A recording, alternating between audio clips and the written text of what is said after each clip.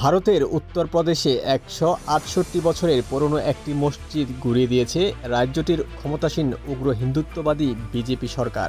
Rapid rail transit নেটওয়ার্কের জন্য প্রায় ২৫০ বছরের পুরনো এই মসজিদটি ভাঙা হয়েছে বলে জানানো হয়েছে। গত রোববার পৃথক প্রতিবেদনে এই তথ্য জানিয়েছে সংবাদ মাধ্যম মুসলিম মিরর এবং সিয়াসত ডেইলি।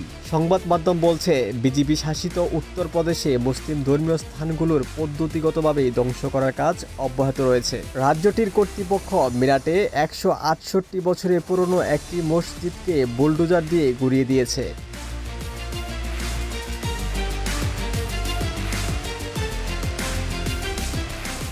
গত শুক্রবার পুলিশ বাহিনীর বিপুল সংখ্যক সদস্য মোতায়েন করে দিল্লি রোডে অবস্থিত ঐতিহাসিক ধর্মীয় এই স্থাপনাটি ধ্বংস করে দেয়া হয়। উত্তরপ্রদেশ কর্তৃপক্ষ বিতর্কিত এই পদক্ষেপের পক্ষে কথা বলছে।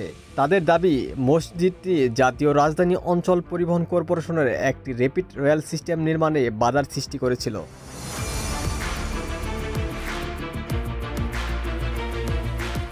উত্তরপ্রদেশের মুখ্যমন্ত্রী যোগী আদিত্যনাথের নেতৃত্বাধীন প্রশাসনও ধর্মীয় এই স্থাপনাটি ধ্বংসের অভিযানের পক্ষে কথা বলেছে। তারা বলছে, র্যাপিড রেল নেটওয়ার্কের বিস্তৃত পরিকল্পনার অংশ হিসেবে এই মসজিদটি অপসারণ করা হয়েছে।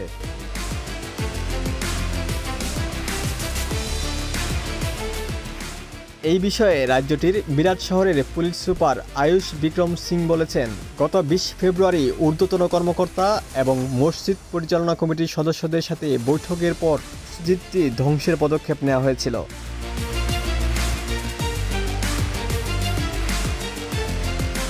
তবে ওই এলাকার মুসলিম বাসিন্দারা এই ঘটনায় তীব্র নিন্দা জানিয়েছেন।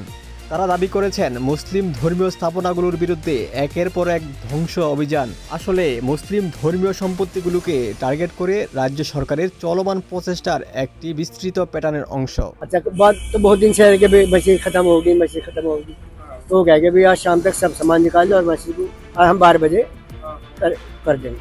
এই কর্মকাণ্ডের নিন্দা জানিয়ে সুলতান আক্তার নামে একজন স্থানীয় মুসলিম বলেছেন, ইসরায়েল যেমন ফিলিস্তিনে অবকাঠামো ধ্বংস করে, ঠিক তেমনই যোগী আদিত্যনাথের সরকার মুসলমানদের সম্পত্তি বুলডোজার দিয়ে ধ্বংস করছে।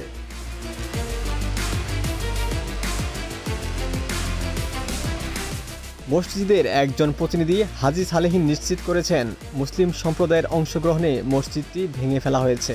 তবে তিনি জোর দিয়ে বলেন, ১.৫ শতাধিক বছরের পুরনো এই মসজিদের উল্লেখযোগ্য ঐতিহাসিক মূল্য রয়েছে।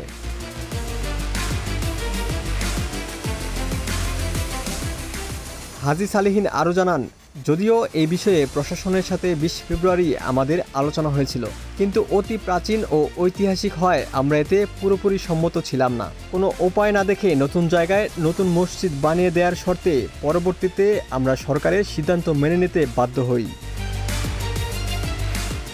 ওমর ফারুক, ঢাকা প্রকাশ।